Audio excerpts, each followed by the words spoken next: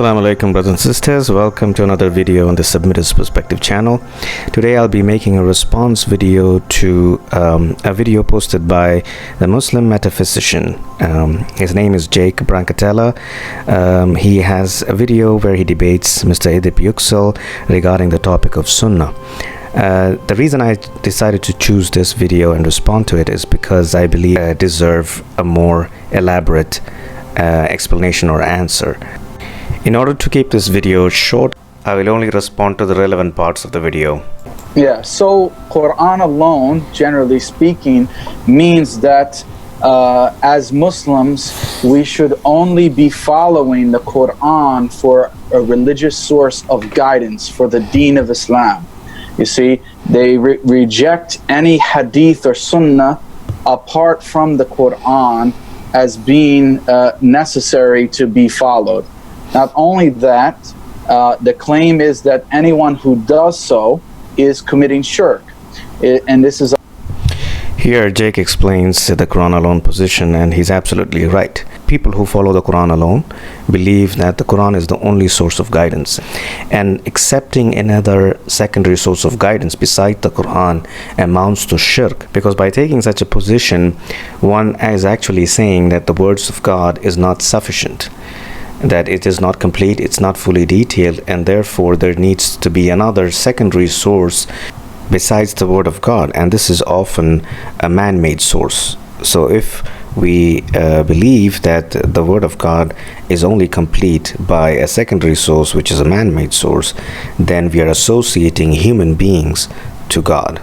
In chapter 6, verse 19, you mentioned, because I just want to clarify myself and for the listeners, you quoted 6:19, and I'm reading from your Reformist translation.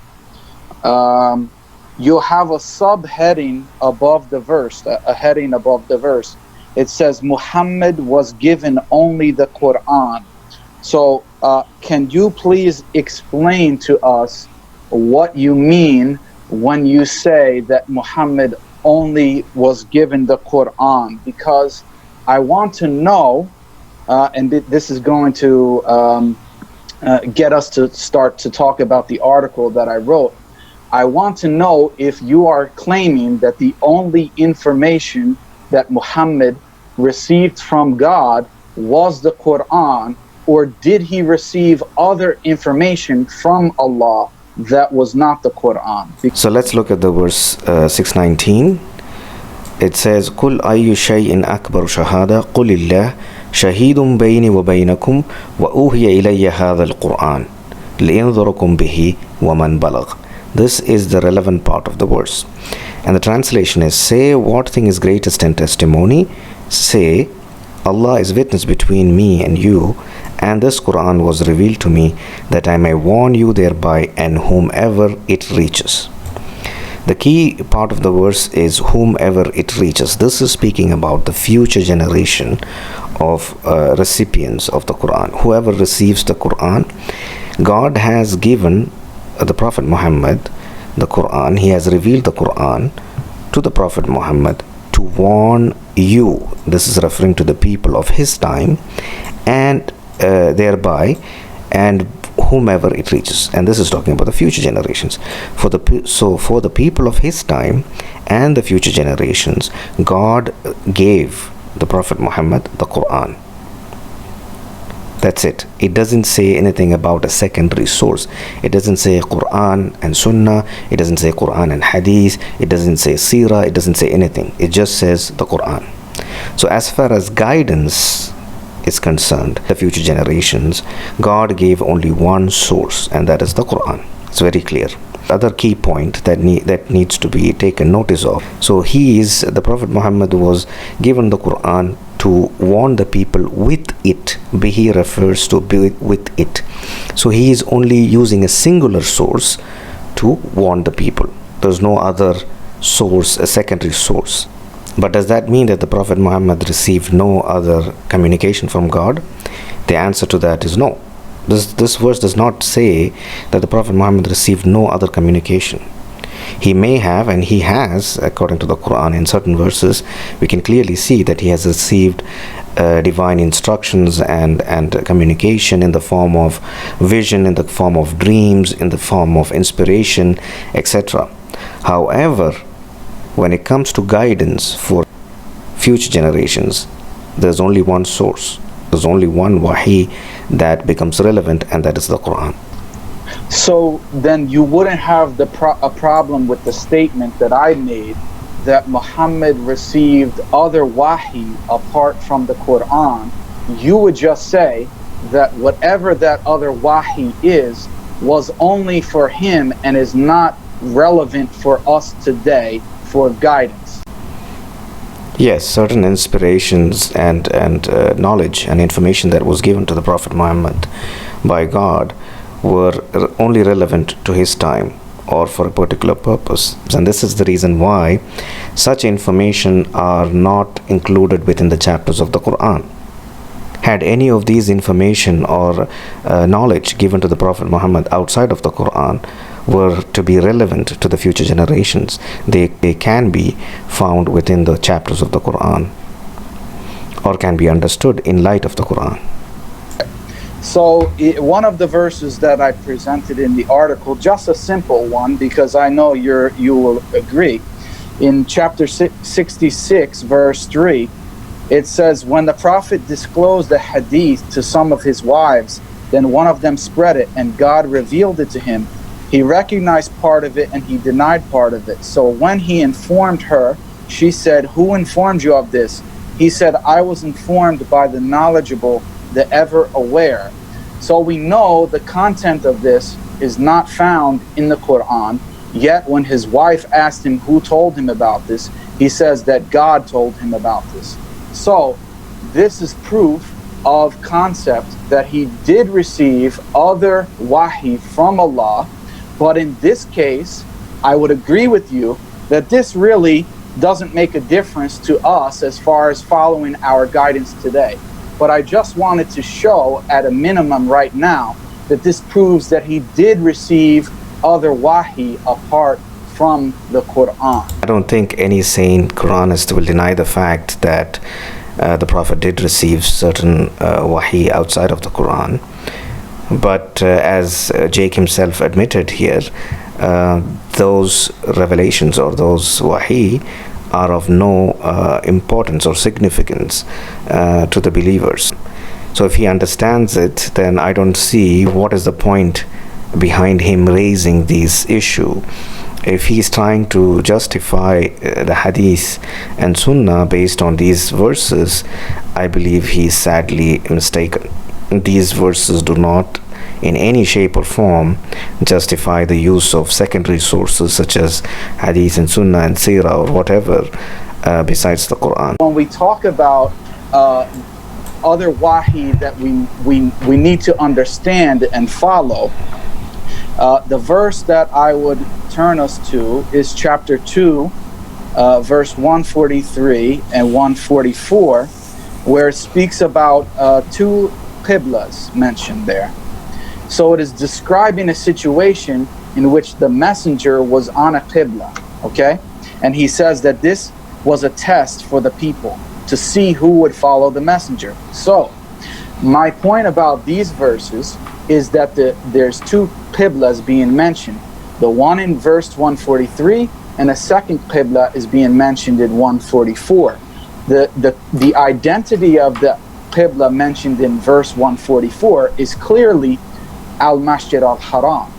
Now the identity of the qibla in verse 143 isn't clear from the verse.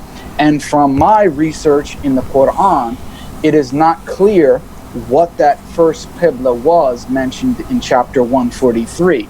So my question for you, Brother Edip, is if Muhammad was only receiving and following the Quran for guidance, what was this first qibla mentioned in verse 143, and how did he know how to follow this?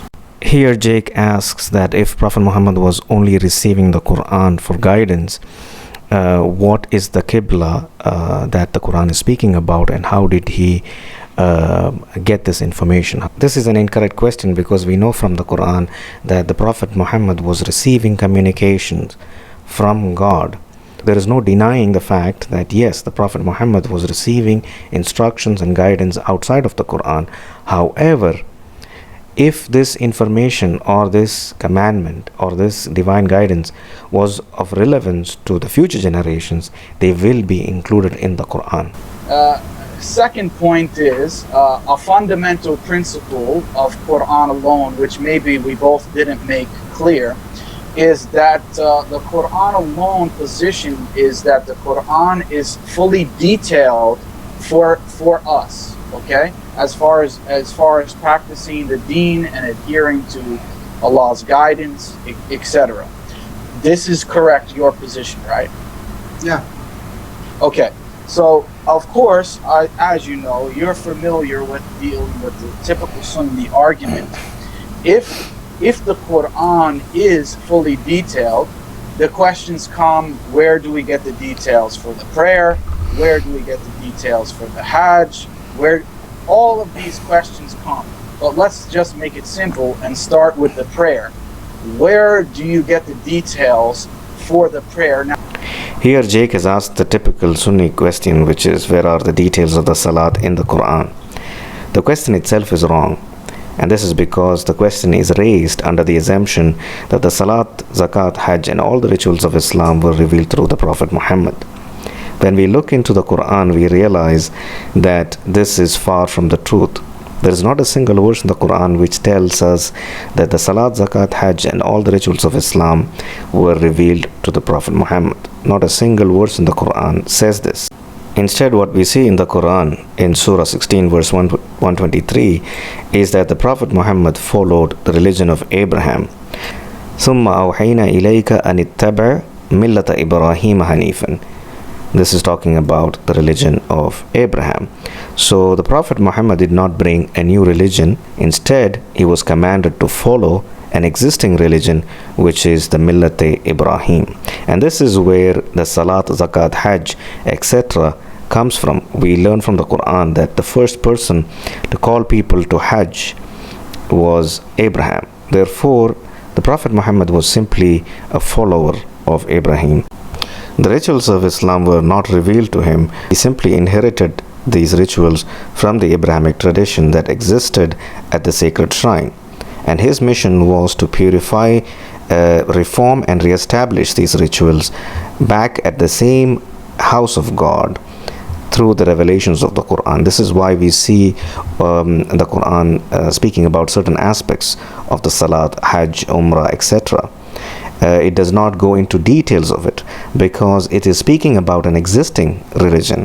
When the religion is being practiced and have been passed on over generations, there is no need to go into the specific details of how the rituals have to be performed.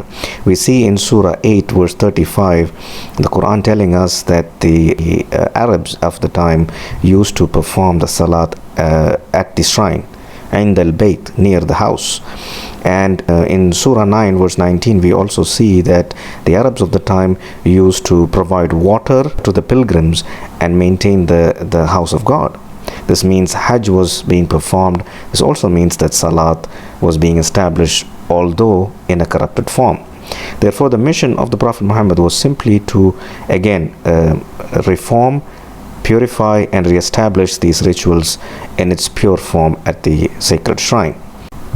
So to answer the question of where we can find the details of the rituals of Islam, one has to simply refer Surah 3 verse 95 to 97, where it speaks about the religion of Abraham and the first house of God established for the worship of God.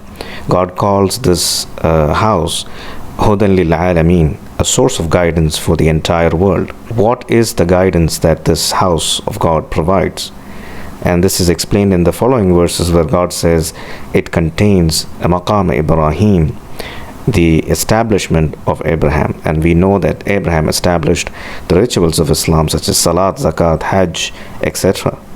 Therefore, if one needs to know how to perform the Salat, the Hajj, etc., the Quran tells us through these verses, Surah 3 verse 95 to 97, that the source of that information The guidance for that can be obtained from the house of God. The Bayt in Mecca, where these practices, these rituals are practiced in their practical form and preserved for future generations. A person who follows the Quran alone uses the Quran as his only criterion to determine the correct practices that have been passed on over generations. Anything or any ritual that contradicts the verses of the Quran is discarded, and whatever is in line with the Quran is accepted as a valid tradition. The Hadith and Sunnah, which is accepted as a secondary source by the vast majority of Muslims, contains fabrications which often leads the people to accept false traditions and practices as valid tradition from the Prophet Muhammad. And this is where the deviation starts. Accepting the Hadith and Sunnah as a secondary source is therefore nothing but shirk. It is associating the words of human beings to the words of God. Now let's go to another video which is in the channel Hamza's Den. This is a discussion with Quranists where the same question is being raised. Let me play the video. So how do you know how to pray? How do you know how to pray? Passed down through generations, which is via, physically watching someone, yeah? Hold on, Sam. Okay, Sam. Yeah. I'm just going to ask you, because I'm going to assume what you're saying is true from what you believe, so let me just ask you. Do you pray Fajr? Yes. Okay, how many rak'at do you pray Fajr? 2. Okay. Where is that in the Quran? So as you just heard, the sheikh asked the Quranist where are the 2 rak'ahs of Fajr in the Quran. This is being asked because of the assumption that the salat, the practices of the salat was revealed to the Prophet Muhammad and therefore included in the Quran. The answer to that is very clear. The Quran is not a book that teaches the salah. Instead, it is a book that confirms and purifies the salah. The Quran clearly tells us that the details of the salah, such as the rak'ahs, the number of prostrations, the entire format comes from the tradition of Abraham or Millat Ibrahim, which exists as the sacred shrine and was purified and reformed and reinstated by the Prophet Muhammad according to the Quranic revelations he received. And this is why the question itself is incorrect. The details of the salah exist in the tradition of Abraham, and God tells us very clearly in the Quran where that tradition is preserved and exists in the practical form. Here's a Sunni scholar challenging the Quran's description of wudu. He claims that it is ambiguous, it doesn't explain what needs to be explained in the Quran. Hold on. Take it easy, bro. Take it easy. You said you don't have to make wudu. It's an amr in the Quran, it's an order in the Quran. So first thing, it just sets the principle that you don't even understand the Quran. But let's now talk about how do you make wudu. It's Allah ordered it, right? So when you rise to make salah, you wash your face, right? How much of the face do you have to wash? Go ahead. Here you see the scholar asking how much of the face has to be washed. The Quran clearly says wash the face. This means the entire face. Now if the Quran had to describe the spot at which one has to start washing and end the washing, it can easily give that detail. But if it doesn't give you the details, then it simply means take water in your hands and wash your face. It's simple as that. However, he is not satisfied with God's explanation, so he has to add in his set of details. And the reason for that is because he does not believe that the Quran is a complete and fully detailed book. For him, the Quran is an ambiguous book which is unclear and not detailed, therefore requires a secondary source to complete and explain it. Does the Quran support such a view? The answer is no. The Quran calls the words of God as complete and perfect, which needs no alteration of any kind. We see this in Surah 6, 115, where God says, وَطَمَّتْ كَلِمَةُ رَبِّكَ صِدْقًا وَعَدْلًا لَا مُبَدِّلَ لِكَلِمَاتِهِ وَهُوَ السَّمِيعُ الْعَلِيمُ. And the word of your Lord has been fulfilled in truth and in justice. None can alter his words, which means none can add or deduct from his words, and he is hearing, the knowing. Therefore, if God says wash your face but does not go into details as to where one should or from what point one should wash his or her face, then we do not have any business in adding details into it. But what do we see these scholars doing? They are adding into God's words because they are not satisfied with his assertions and his explanations.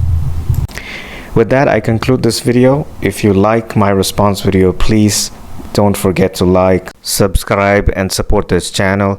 Thank you for watching. Assalamu alaikum.